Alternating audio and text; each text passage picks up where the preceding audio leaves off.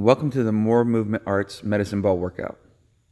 This first exercise is to get us warmed up. And when you start, you should already be warmed up, but this is to add a little resistance to wake up the arms, the core, and the legs. So shake the ball all over around your head, and then I start turning side to side, shaking the ball just to wake up the core, and then I start dipping the core down a little bit. And so you don't have to dip your knees down that much. You don't have to bend your knees as much.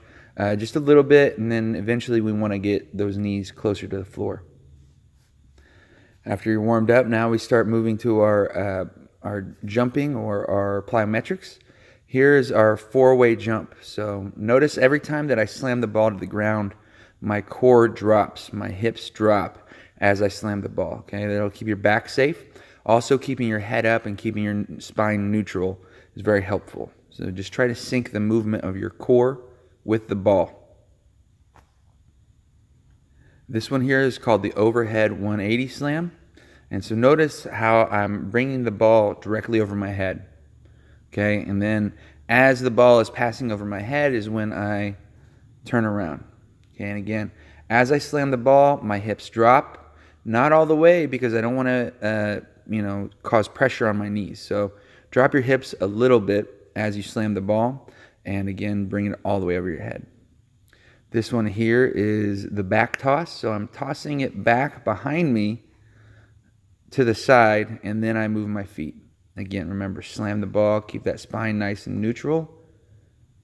Throw the ball over your shoulder behind you, and after the ball gets behind you is when you pick your feet up to switch and then slam. Here's the Windmill Slam. This one is, we want to keep our arms straight.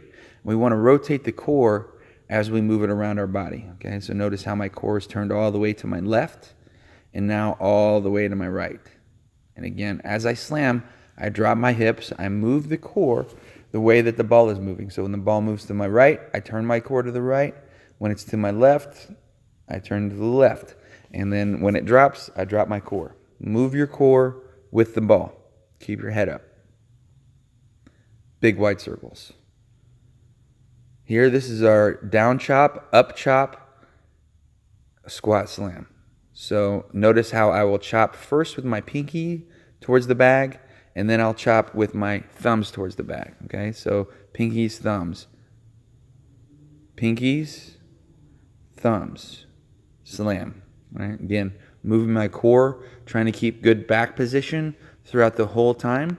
Even here, when I chop with my thumbs, notice how I'll pop my hip to make the ball move. Okay? And again, watching the action in my feet, always watching the action in my feet. As my core moves, the heels will lift and reflect the movement in my core. Okay, again, chop with the pinkies, chop with the thumbs, and again, keep that ball moving the whole time. Notice in every one of these exercises, I don't let the ball stop moving.